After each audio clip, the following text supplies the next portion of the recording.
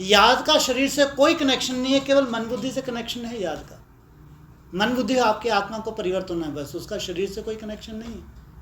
एक बहुत सुंदर पॉइंट था कल या परसों की मुरली का, आज का होगा ध्यान नहीं। याद से तुम्हारी सब रोग दूर होते हैं, बोला था ना। उसका मतलब क्या है?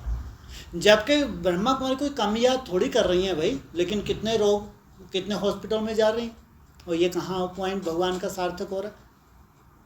याद से तुम्हारी बीमारी भगती है, दूर दूर तक कोई लिंक नहीं है। सोचो आप, ब्रह्मा कुमारी तो याद करती हैं, सब एक सी थोड़ी हैं, लेकिन जो याद करते हैं अमृत वेला मिस नहीं होती, उनको भी कोई ना कोई बीमारी है। तो ये याद का जो पॉइंट है, इसका मतलब क्या है? इसलिए अभी हमारी याद नहीं है, हमारी मेहनत है याद की। जैसे हमारी याद बढ़ेगी ना, आपका भोजन कम हो जाएगा, ये पहचान। अब जिसका भोजन कम हो गया, डाइट कम होगी, तो हीलिंग पावर कितना समय काम करेगी? सोचो, कोई व्याधि रहेगी? मान लो आप बहुत लाइट लेते हैं। अब जैसे आप लोगों को चलो 8 घंटे के एक बन गया, आपका पीरियड है 8 घंटे का, 8 घंटे में आपको जो भी 2 एक टाइम आप लोग जो भी लेते हैं, 16 घंटे आपको टाइम मिल गया फास्टिंग का, तो कोई व्याधि रह सकती है आपके अंदर? फिर आपकी याद की यात्रा और बढ़ेगी वैसे स्वतः ही नेचुरल रूप से, और आपकी डाइट कम होगी। तो सोचो, इंटरनल जो हमारी हीलिंग पावर है, उसको कितना टाइम मिल जाएगा अंदर जो भी व्याधि हैं उसको ख़त्म करने के लिए। इसलिए ये पॉइंट यहाँ लागू होता है। योग से तुम्हारी सब बीमारियाँ खत्म होती हैं, ऐसे ही सिंपल योग से नहीं।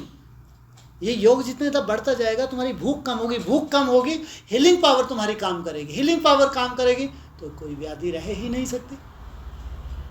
प्रकृति का नियम है ये।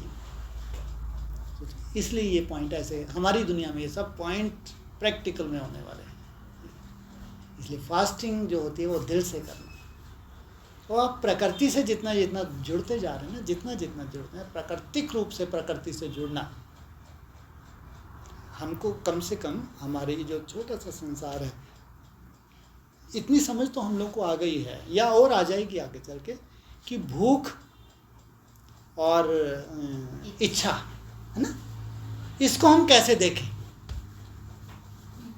भूख है या इच्छा है, इसको आप कैसे देखेंगे? आपको जो आकर्षण हो रही है ना, वो इच्छा है। जैसे भूख नहीं है, जैसे आपने चलो फल ले लिए ना, थोड़े समय का आपका फल अंदर ही नहीं जाएगा, इसका मतलब पेट भर गया। लेकिन अगर आपको नमक अच्छा लगता है ना, आपको नमकीन कोई चीज़ है तो वो खिला जाएगा। आपको कोई मीठा अच्छा लगता है, वो मीठा वो खिला जाएगा। वो भूख नहीं है, वो है इच्छा। इच्छा अच्छा बनने नहीं देती, इच्छा मात्रम अविद्या।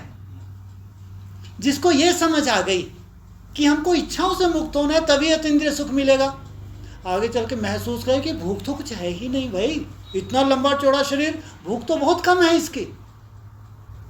ये धीरे धीरे समझ में आपके बैठेगा। ये सब इच्छाएं हैं। कभी कोई लगता है ना कि थोड़ा सा नमकीन चाहिए, थोड़ा सा ना कुछ भी, थोड़ा ऐसा, या थोड़ा सा ये मिल जाए, वो इच्छा है, वो भूख नहीं है।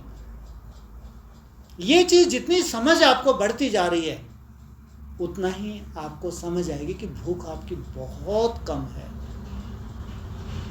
इच्छाओं की वजह से हम खाते थे। जब इच्छाओं की वजह से खाते थे, वो इच्छाएं धीरे धीरे आपकी कम होती गई, भूख आपकी इतनी है नहीं, ऑटोमेटिक क्या हो गया, हाँ कोई बात। तो ये हम लोग केवल यही सीखना है। ये सबसे बड़ी सीख है, सबसे बड़ी सीख है, सबसे बड़ा योगी जिसने भूख और इच्छा में अंतर कर लिया। इच्छा माना आकर्षण, सीधी सी बात समझ लो।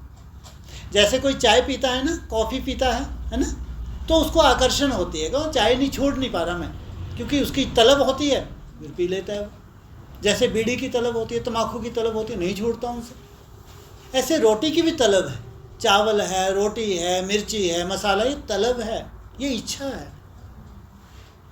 योगी माना इच्छा मुक्त।